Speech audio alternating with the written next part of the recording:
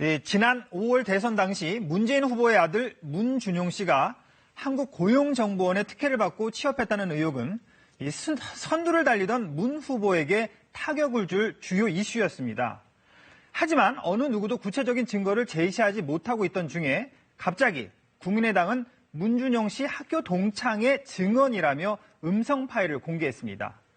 내용은 이렇습니다. 준용 씨가 아빠가 얘기를 해놔서 어디에 이력서만 내면 된다는 말을 학교 동창에게 했다는 겁니다.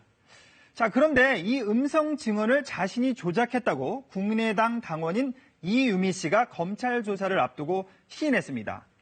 친동생과 함께 모의를 해서 음성 증언을 조작하고 카카오톡 대화 내용도 조작해서 증거를 만들었다는 겁니다. 조작을 시인한 이유미 씨는 어떤 사람일까요? 이 씨는 2011년 카이스트 기술경영대학원에 입학하며 안철수 전 대표와 사제지간으로 인연을 맺었습니다.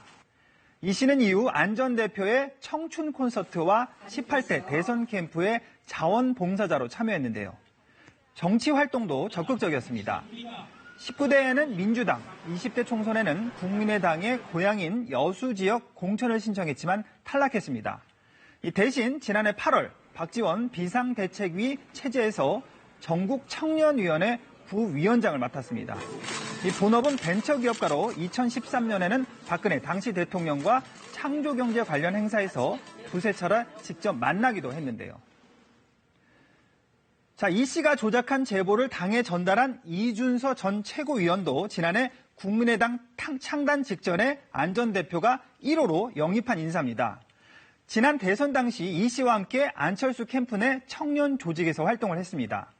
이 조작에 가담한 당원과 이를 전달한 전 최고위원이 모두 안철수계로 분류되는 만큼 안철수 전 대표가 어떤 식으로든 입장 표명을 해야 한다는 주장이 당 내부에서 나오고 있습니다.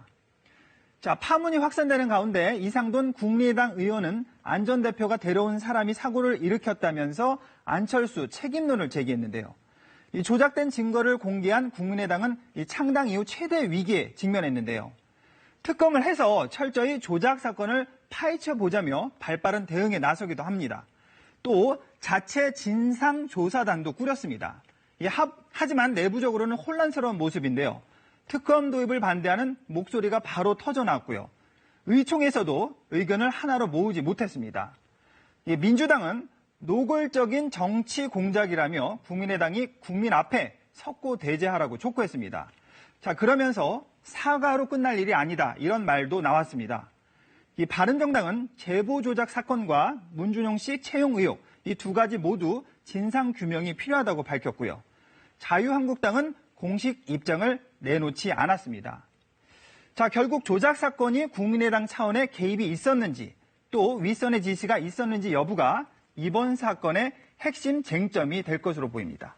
친절한 뉴스였습니다.